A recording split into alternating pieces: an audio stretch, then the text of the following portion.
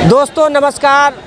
अभी मैं मौजूद हूँ समस्तीपुर जिला के विद्यापति प्रखंड अंतर्गत हरपुर बोछा पंचायत में। जो यह पंचायत के शुभ अवसर पर यहाँ पे हजारों की संख्या में लोग नव वर्ष मनाने आते हैं। ये मनरेगा पार्क है। यहाँ पे कुछ लोग हैं, स्थानीय पत्रकार हैं। हम इनसे जानने की कोशिश करते हैं कि आखिर मुखिया जी को क्या समझ में आया जो मनरेगा पार्क का निर्माण किए।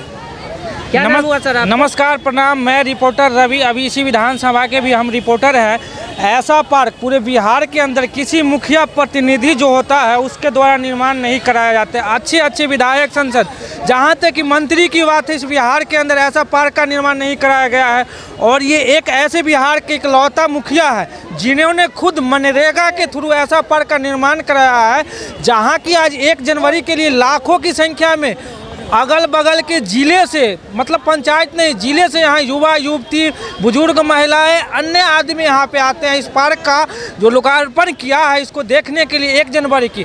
क्यों ना ऐसे क्वालिटी हर उस मुखिया के अंदर होना चाहिए जो इस पंचायत के अंदर रहते हैं, उनका होना चाहिए। कहीं ना कहीं बिहार सरकार की जो फंडिंग है, ऐसी ही व्यवस्था हर पंचायत के अंदर होना चाहिए, जो कि नहीं हो पा रहा है। इस मुखिया का तहे दिल से हम धन्यवाद करना चाहते हैं कि अपने पंचायत के अंदर अपने जनता को इतने बड़े प्रोजेक्ट दिए हैं। इसके लिए तहे दिल से मैं इस मुखिया का धन्यवाद करता हूँ। रवि जी सर। चुनाव से पहले जो भी कैंडिडेट होते हैं, चुनाव के समय जो वादा करते हैं, चुनाव जीतने के बाद भूल जाते हैं। लेकिन मुखिया प्रेम शंकर सिंह जी ने चुनाव जीतने के बाद लगातार इस पंचायत को उस स्तर पे ले गए हैं जिन्होंने राष्ट्रपति पुरस्कार भी पाया है। क्या कहेंगे इस पे? तमाम ऐसे ही मुद्दा अगर किसी अंदर ऑनेस्ट और ईमानदारी जिस व्यक्ति के अंदर आ जाएगा, उसके अंदर ये काम भी छोटा होगा, इससे भी बड़ा काम वो कर सकता है। क्योंकि अंदर वो जो उसको प्रलोभन होता है, जो कि बिहार के 95% मुखिया प्रतिनिधि ऐसे हैं और मुखिया जो अभी वर्तमान है वो ऐसे हैं कि वो खुद का विकास चाहते हैं, नहीं कि जनता का विकास नहीं चाहते, वो खुद का विकास चाहते हैं। और ये एक ऐसे ईमानदार मुखिया है जो अपना विकास नहीं, ये पूरा पंचायत और अपने जिला का विकास, साथ में अपने राज्य का, तभी तो इतने बड़े मंच पे इतने बड़े मेडल लेके आए हैं। कि इस मुखिया के अंदर अगर बिहार के 99 मुखिया को खड़ा कर दिया जाए तो वो भी कम हो जाएगा, क्योंकि सब पे भारी एक मुखिया है। अगर कोई मनरेगा से रोड सही ढंग से नहीं बनवा पाता है, उसमें भी कमीशन खोरी करता है। और ये इतने बड़े पार्क का प्रोजेक्ट जो है मनरेगा के तरह नाम भी दिया गया है, मनरेगा पार्क दिया गया इसको। तो अभी हम बात कर रहे थे स्थानीय पत्रकार रवि से। आगे हम मुखिया जो इस पंचायत के मुखिया है प्रेम शंकर सिंह से भी बात करेंगे, उनका क्या कहना है। बने रहे हमारे साथ। ने इस पार्क का नाम मनरेगा पार्क ही क्यों रखा? इसलिए कि मनरेगा योजना के माध्यम से यहाँ पर जल निकासी की व्यवस्था किया गया, तालाब का निर्माण किया गया, वृक्षारोपण लगाया गया। तो जब जिस फंड से हम यह काम किए हैं तो उसका नाम तो रहना ही न चाहिए।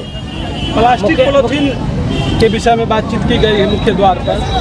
अपने पंचायत सहित पूरे प्रांत को क्या संदेश देना चाहेंगे? प्लास्टिक, देखिए, अभी स्वच्छता के दृष्टिकोण से सरकार का भी अभियान चला है और हम तो पूर्व से ही अपने पंचायत में जहाँ तहाँ अगर पॉलीथीन था तो उसको हम क्या नाम है, मजदूर के माध्यम से उनको चुनवाने का भी काम किए थे। उसका स्टॉक हो गया था ज़्यादा।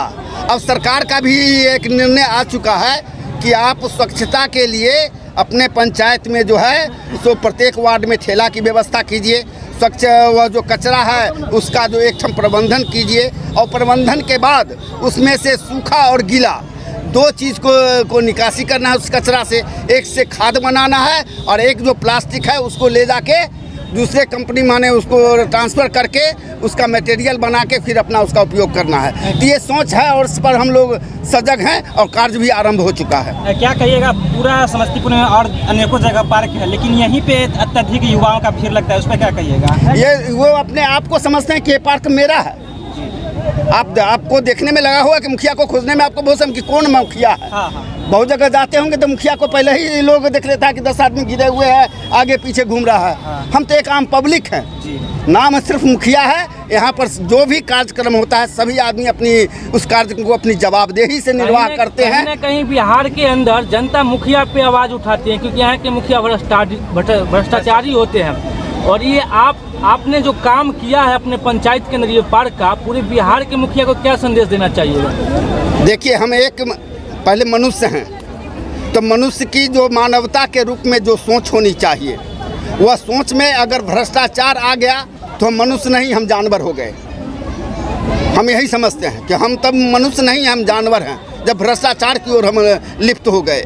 मनुष्य वही हो सकता है जो कि विवेकपूर्ण हो और अन्य मानव को भी अपना एक अंग समझ के, एक मनुष्य को अपना भाई समझ के, अपना बहन समझ के अगर काम करना शुरू करेंगे तो वहाँ पर भ्रष्टाचार नहीं होगी। सबसे बड़ी बात सर, ये बात उठी कि ऐसा भी पार्क बिहार के एक छोटे से ग्राम में बना सकते हैं। देखिए, सबसे महत्वपूर्ण चीज़ है हमारी बाल जीवन। जब बाल जीवन में हम थे उस समय 1 जनवरी और पिकनिक, इसके मनाने के लिए हम लोगों को किसी गाछी में जाना पड़ता था, किसी सुनसान इलाका में जाना पड़ता था। घर से टुकना उकना लेके जाते थे बाल जीवन में और पिकनिक मना के वहाँ से घर चले आते थे। ये हमारी बाल जीवन की रूपरेखा थी। वह रूपरेखा को जब हम यहाँ के प्रतिनिधि बने तो उस दर्द को, कि जो कष्ट हमने झेला वह आने वाले बच्चे नहीं झेलें, इसके लिए हमारी यह सोच थी कि हम जब प्रतिनिधि यहाँ का बने तो एक पिकनिक स्थल बनावें, जिसके माध्यम से जो हम जिस चीज़ का कष्ट झेल चुके हैं वो आने वाला पीढ़ी उस चीज़ को कष्ट नहीं झेले। इस उद्देश्य से हमने यह पिकनिक स्थल का स्वरूप देने का काम किए हैं। जैसे कि बिहार में बहुत सारे मंत्री, विधायक और सांसद बन के आते हैं, और ऐसा पार्क निर्माण हमें लगता है कि किसी मुखिया के द्वारा पहला ऐसा पार्क है जो बिहार में ऐसा निर्माण किया गया है। देखिए, पार्क के साथ साथ हमारी उद्देश्य थी जल जीवन हरियाली।